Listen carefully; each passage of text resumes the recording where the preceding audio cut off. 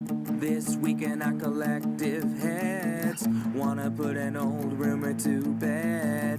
Stereotype that you've all heard, how we're all just angry video game nerds. Most of us have actual jobs, kids and families and cats and dogs, yeah.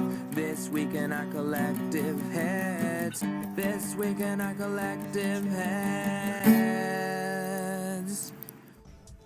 Welcome to This Week in Our Collective Heads. I'm Patrick, and we're joined by Kevin via Google Hangouts through the power of the interwebs, giving you the gaming news every single week like we do, because gaming is important to us, and if it's important to you, you should stay tuned and listen and subscribe and follow us however you can on Facebook and Twitter, Twitch, YouTube. We're everywhere. And yeah, we love games and a lot of other things, but yeah, if you're a nerd and you love gaming, you found the right place. Welcome. Yeah. So we haven't had a lot of gaming news this week. I think it's a little sparse because it's the beginning of the year.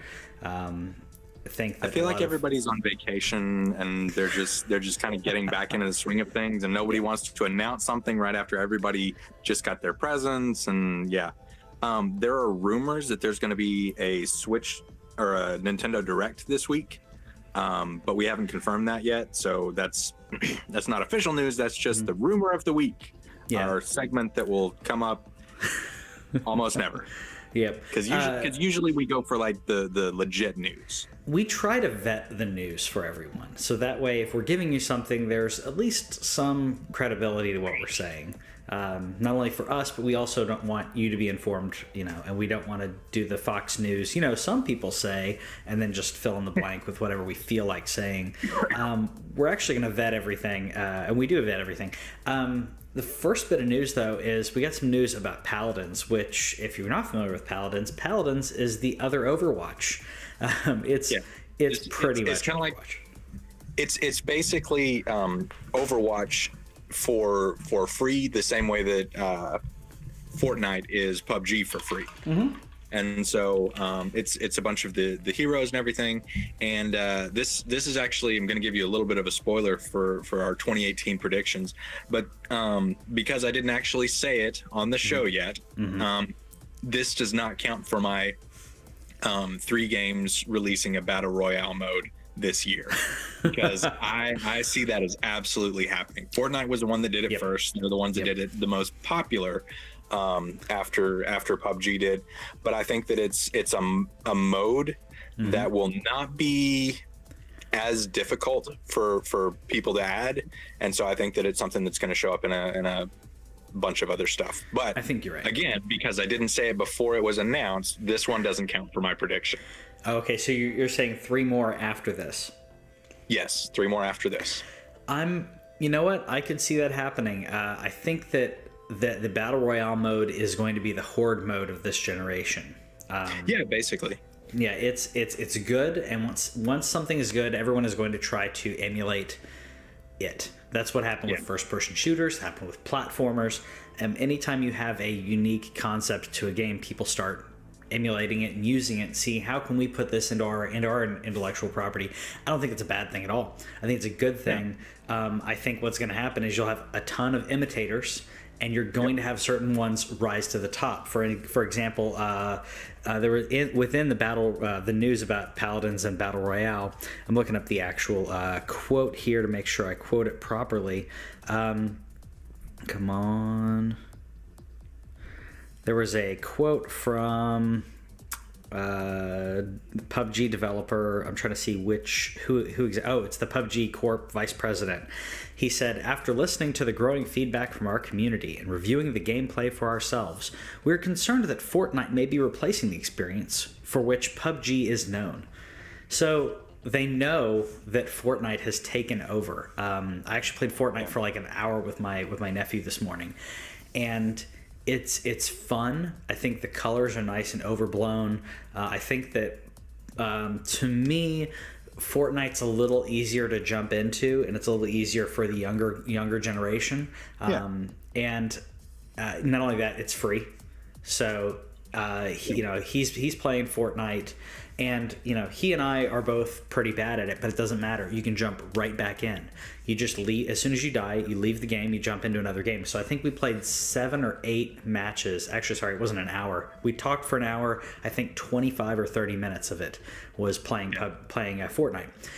And 25, 30 minutes, we played, I think, 7 or 8 games, probably around that. We died a lot. Yeah, we had a lot of fun. You jump in and you just try to survive as long as you can. And Fortnite also has the silly aspect that the PUBG lacks. Yeah. Because one of my favorite things about that game in particular is that they added the ability to make a bush that you could pick up and walk around with. Yes. Because so many people were using that as like their strategy. As their cover. And I love that because and so like it's basically PUBG meets Prey. Yeah. Because when you're running around in Prey, you eventually become scared of like, there's 3 shoes, or should that coffee cup really be there? And a bush could be wherever it's in contact with the ground. So makes you paranoid. We hid in bushes. The Christmas bush is still going on. We hid in a lake for a little while because we saw people running around and we didn't want them to see us. So we ran and we were really close to the lake. We got in the lake and crouched down so we're really low and didn't move. So everyone's moving around and they're way too far away, and we were trying to walk through slowly. And then another team saw what we were doing. But the team that we were we were playing a squad based, and the squad that we were targeting hadn't noticed us, and we were about to get into kind of a kill range. We were being really careful about it because we didn't want to shoot and have them know what was going on. And then someone saw what we were doing, but. I really like it. I think Paladins is going to bring the over-the-top fantasy element to it because they have a lot of the magic and technology that Fortnite and PUBG don't have. PUBG is more realistic. Fortnite is more fun, but it's not as crazy, futuristic, or magic, which Paladins is. And they were also Paladins is also adding a mount, which I haven't played. Paladins, I've watched people play it, but I don't understand. When I saw that, I immediately thought of World of Warcraft. I'm like, why do you need a mount? I guess it's going to be something you can grab and then run, either to, I don't know. I'd have to dig into, I don't know enough about the game to really speak to that, to why that's important, but people were happy about it. I don't know. Anyways, it was worth noting because Fortnite didn't originally have the Battle Royale mode. Yeah. But when they added that, it just shot to the top of the downloadable charts in the free-to-play system, which really hadn't worked on PlayStation up until now. But that one seems to be doing quite well. Yeah, it's working well, and I think because it's doing so well that when other Fortnite games within the intellectual property come out, people are going to take notice now. And they wouldn't have taken notice before. And I think that's what is really cool about this. It's almost a viral marketing. It worked for them. It's not going to work for everyone. But to throw out that, it's kind of like throwing that free demo weekend, or a free multiplayer version of a game, or specific things, and then saying, hey, 6 months we're gonna have the full game ready. That's basically what they're doing with this. It's gonna work really well for them because now my nephew knows about all of my nephew's friends are talking about Fortnite, and they know about PUBG, but they play Fortnite because for them, that's free. And they're like, well, I don't have $30 to buy PUBG, but I'm playing Fortnite. So for the younger generation who has to really watch, they may get only like a handful of games every year, and he saves up his allowance to play games. I think this was working really well. Anyways, on to other news. We can keep ranting about that, but well, before we leave this, it is the official TWIOCH recommendation that you go and find the movie Battle Royale. Yes. Because they talking about properties that take other ideas and transform it into something else. Battle Royale preceded Hunger Games. Yes. And that's what's being referenced in this, which is, last one standing. And the original movie, I don't remember if it was ever, I think it got dubbed. I don't think the second one did, but dub or subtitles, wherever you can find that, highly recommended. It's a really, really fascinating movie and a look into the human psyche. Oh yeah, and was banned in the United States until Hunger Games was going to release, and then all of a sudden it was allowed to be released. Yep. So, which is great. Which is fantastic. Yeah. Yeah. Moving to other news, we have Switch as the best-selling console ever in the U.S.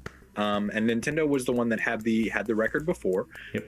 That was with the Wii, and basically, the thing is that, you know, if they make a quality system and they make it available, yeah, we buy it. Yep. And so, Switch, for the most part, Switch is now kind of available. I mean, it is where I am. Yeah. I know it sells out really quick, but for the most part, it's a lot more available than it was. Yeah. But it's similar to the Wii. If you really want one, you need to hunt one down. But it's not as bad. The Wii was, for the first year, was hard to come by. Because everyone wanted one. The Switch is becoming that way, though, and I think you're right. You bring out a quality console, and Nintendo has proven with the Wii and with the Nintendo Switch, you don't have to have hardcore power to get the hardcore gamers. The Wii appealed to everyone because people were like, "Oh, I can play bowling, or I can play." It appealed to the grandmas. I think that's really what it appealed to. People who wouldn't normally play games were playing Wii. Everyone knows Nintendo so well that when they come out with the Switch and they show this handheld that also docks, I've talked to adults who were gamers or aren't gamers anymore, but their kids are gamers. And they ask about the Nintendo Switch, and I explain it to them, and they immediately, to them, it translates to, oh, that's like 2 game consoles. Because they're thinking, well, my kid has a 3DS, and he has this other console. If I get him this one thing, it's both. Yes. Yep. Yes, it is. You can play it. You can play at, and I mean, I know I'm in the minority for this, but I have one Switch. I may get a second one. Whitney's considering it. We were talking about some to have flexibility, so that way she has her own Switch. That way we can play games. She was seeing people playing Mario Kart with 2 Switches next to each other, and she's like, "Oh, we can't do that." I'm like, well, if we had another Switch, we can. I'm in the minority that I have 2 Switch docks and 1 Switch, but I have a Switch dock in the office and I have one in the living room. I can play Switch, obviously handheld. I can dock it in the TV, or I can put it in the office. And for me, I use the office as a way to be able to stream or capture gameplay, because it's a little easier of a setup than having a capture card out in the living room. But a lot of people have that where they got a second dock because they have a Switch and they want to play in another room. Maybe they've got a kid has a kid has a Switch. He wants to play in the living room and his room. I've seen adults where they have a dock in the living room and their bedroom. It adds flexibility in a way that other consoles can't add. It's also really flexible in that the dock is universal. Like there's no extra setup to that, so you can have a dock in the living room with the main entertainment setup, and whoever plugs the Switch into the dock, it just goes. Yeah, there's no pairing. That's the thing. That's the thing about this system is it just works. Yes, the Joy-Cons are the same way. If I have Joy-Cons, if you're thinking. If you have 2 Switches in the household and you have a bunch of Joy-Cons, let's say they're on a charging station, or maybe someone left them on the table, and you look at them and go, I want to play a game. You don't care about whose controllers they are. You're just like, I want to play a game. Someone took off the Joy-Cons, docked it, and now I don't know which Joy-Cons are which. Doesn't matter. Slide them in. They're done. It immediately pairs. It's not something where you have to look up online, where you go, okay, well, I think PlayStation does a really good job. If you have a cable, you just plug it in, hit the button, and it's done. Xbox, you can do that, or you can hit the button. You hit the sync button once on the Xbox. You hit it on the controller. But for someone who just wants to get up and go, for the casual audience, and by that I mean people who just want to play games. They don't care about how the technology works. They just want to go. Whitney's that way. She wants to play a game. If there's too much to set it up, she's disinterested. That's too much work. She plays games to not work. So to just dock the Joy-Cons, it's immediate. It's amazing. That, I think the Nintendo Switch is becoming probably one of my favorite consoles because of its flexibility. You weren't able to join last week when we were talking about the 64 gig cartridges that are coming out for Switch.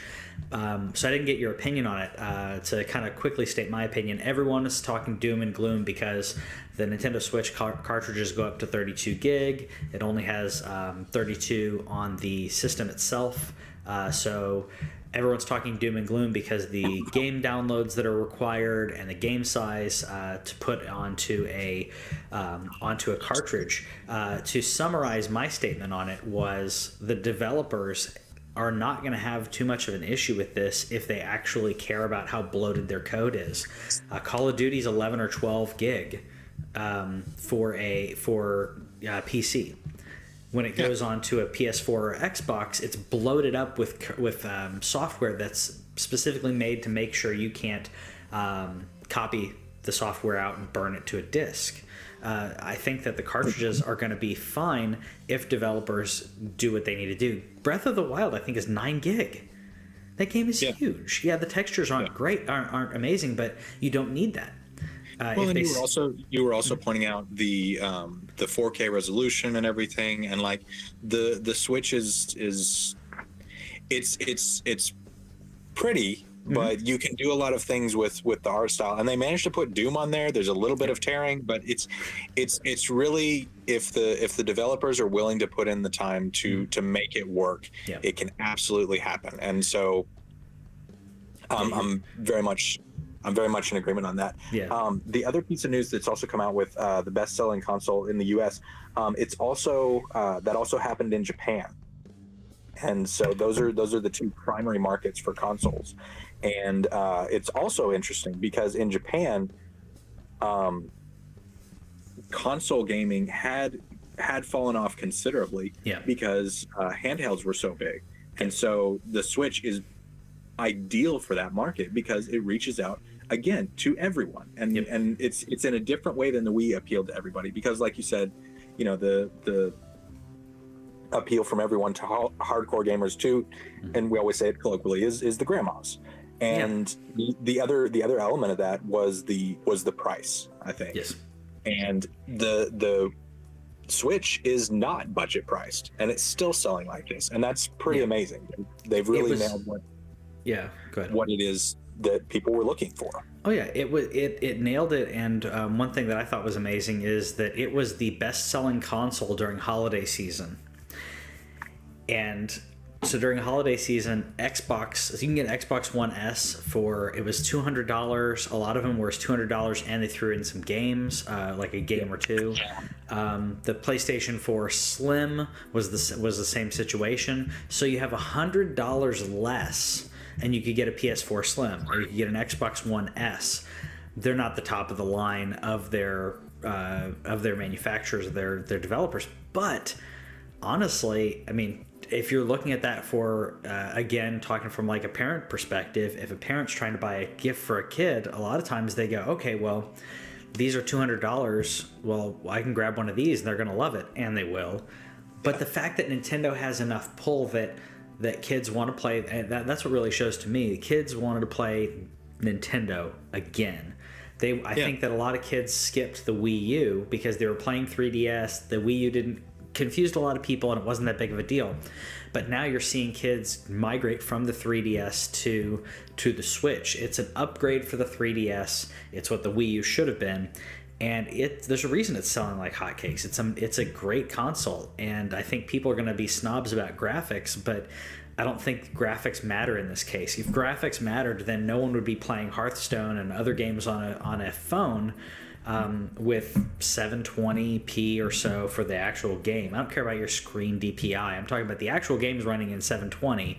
your screen may look pretty, and people are spending thousands of dollars on it. So I think it shows that if you have good games, people are going to buy it. Absolutely. I know that, and I think that's we'll get into it in the next segment if you're listening on here. If another YouTube video later talking about most anticipated games. One of my most anticipated games is Sea of Thieves, and much like Fortnite and other games, the graphics are very cartoony, very stylized, which allows the processors not to have to work as hard. You're not having to do crazy 4K textures and into the pimples on someone's face and the freckles. You don't have to do any of that. And that game looks really fun. I know it's not gonna. I know it's an Xbox thing, so it's not gonna come to Switch. But man, I would play that on Switch. I mean, I would play the heck out of that on Switch. I would bring that to people's houses and play with their Switches. I mean, it's awesome. But anyways, enough talking about Switch. Let's talk about racing games, which are our absolute favorites. Well, okay, see, you say that, but like Burnout is my favorite series as far as racing. Like I would actually rather play Burnout than Mario Kart. Mario Kart's fun to play with friends and everything, but like if I just want to sit down, the game that I get excited about is Burnout. This is Burnout Paradise. Mm-hmm. It's not my favorite on that series, but it's getting an HD remaster. It'd been rumored for a while, a couple of like it was leaked on like a Brazilian online store, and then one in, I want to say, Italy or somewhere. But EA's finally confirmed it. They say it's coming out in spring, based on the leaks. And I mean, like I said, this is confirmation of leaks that were before, and the date on those tended to be March 16th. EA didn't actually announce a date for it, but based on the fact that this is a confirmation of previous leaks, I'm going to go ahead and say that they're at least aiming for March 16th as the release date for the HD remaster of Burnout Paradise. Yeah, which I think Burnout is great. Those are strong words saying you'd rather play that than Mario Kart, but I think if you're playing as an individual, single player. If you're playing multiplayer, I don't think that anything beats Mario Kart in my opinion. Maybe Rocket League, but that's a different league. I mean, that's not a racing game. Like that's a different genre. Exactly. But for racing, if I want to play multiplayer, I don't think it beats Mario Kart, again, because it appeals to everyone. I can put that game in my dad's hands, who hasn't played games since like the first Nintendo. He was talking about buying, or he has an Xbox at his house that he bought for my nephew. My nephew's moved out with his mom and him moved out of my parents' house. They bought my Xbox One S, so he now has a game console at each location. And my dad was asking me like, what are some fun games? Is there anything that I'd like on here? Because he was talking about Call of Duty and some other games that I don't think he would like as much. I'm trying to get him to play Batman Telltale. Because I think that it has enough of an entry point that he won't go, that it's not going to be too daunting. But going from playing an NES to playing a 360 is daunting. But going from playing an NES, someone who's never played modern console games the past 15, 20 years, I can hand them a Joy-Con and play Mario Kart with them. Really quickly just say, hey, this is the button that goes. Don't worry about brakes, just have fun. And then they will. Yeah. So back to the actual news. This is encouraging, because one of the things that tends to happen with a lot of older games, EA's in particular, because they do a lot of really cool stuff with soundtrack. They'll do current music and whatever. They'll have, The Darkness or The Killers or whoever, and like music that really goes along with it. And so for them to do an HD remaster, that means that they had to go back to the record labels and be like, okay, you remember how we used to have your music on a thing?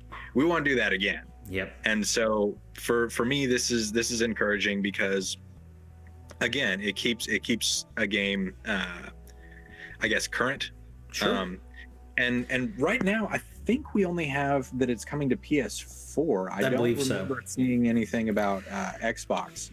I believe so. It may be one of those things that's they're just talking about PlayStation because PlayStation's the one pushing it. But I think you're right. It's also a lot cheaper to do a remaster and port a game and upgrade a game to port over to the next generation, even 2 generations up. It costs a lot less money to do that as opposed to developing an entirely new game. So it keeps it fresh in people's minds while they're working on another game, which is what I think. Excuse me as I sneeze. I think Bethesda's actually doing that. That's why people are complaining about Skyrim being on everything. But I think that they're doing that because they know their games take forever to make, because because the Fallout and Skyrim and Elder Scrolls are so deep that they keep releasing Skyrim on other platforms to keep it in people's minds and to make a lot of money. But I think that I think that's the reason why they do it. I actually looked it up, and Burnout Paradise is on the backwards compatible list, so you can still play Burnout Paradise on your Xbox One, but this is a remaster. So which is good because sometimes they get a little buggy. I mean, they're not unplayable, but sometimes the frame rates aren't as great, and it's not really an upgrade to play it on the Xbox One. I'm playing Dark Souls on my Xbox One, but it's the 360 version of Dark Souls, and it's not bad. It works really well, but when I come into the office and play that on the PC, it blows it out of the water. The game came out at the same time, but because of continued support and upgrading the support for better processors and better GPU, it looks amazing on PC, and it continues to sell a lot. So I think remasters are important for that reason, which we'll talk about more in our predictions.